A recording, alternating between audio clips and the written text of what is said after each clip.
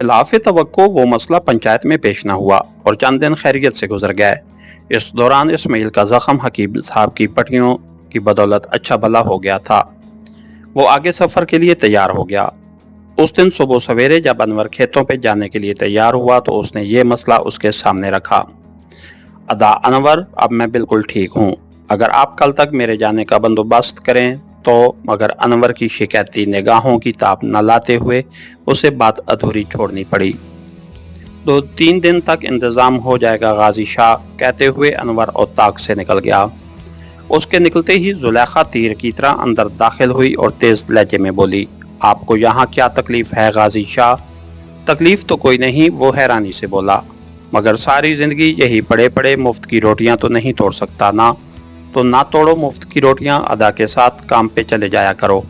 पागल, मुझे कब खेती बाड़ी आती है, सीख जाओगे आहिस्ता आहिस्ता।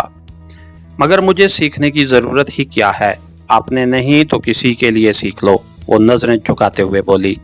मैं समझा नहीं। गाजी शाह, इतने भोले तो न बनो, वो दुपट्टा उंगली पे लपेटने लगी। इस्माइल शाह बच्चा नहीं था।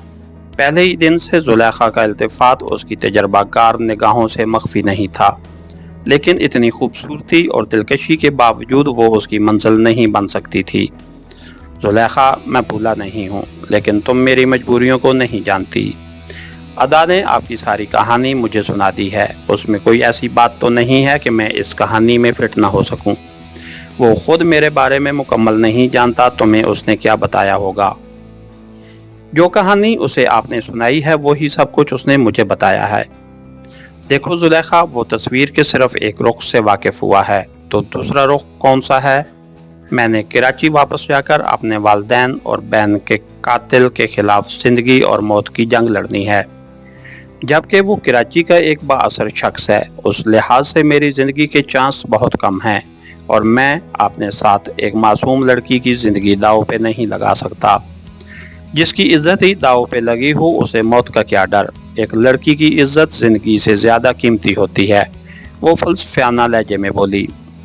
तुम कुछ भी कहो जुलेखा, मैं गाजी शाह, वो कता कलामी करते हुए बोली। ये याद रखना, मैं किसी गर्ज से आप साथ नहीं मांग रही, बल्कि आप मुझे पहले ही दिन से बहुत बहुत अच्छे लगे हो। बमुश्किल अपना फ़िक्रा पूरा करके वो जब्बाक से घर में घुस गई, लेकिन उसके इस खुले इजहार मोहब्बत ने भी इस्माइल पे कोई असर नहीं किया था। अगर ये वाक़या ट्रेनिंग से पहले पेश आया होता तो शायद वो उसे नज़रअंदाज न कर सकता। इसके साथ ही हमारी आज के एपिसोड का इख्तिताम हुआ। कहानीगर चैनल को लाइक कीजिए, सब्सक्राइब कीजिए और बेल आइकन को प्रेस कर दीजिए ताकि हर आने वाली नई वीडियो आप तक बर वक्त पहुँच सके। शुक्रिया।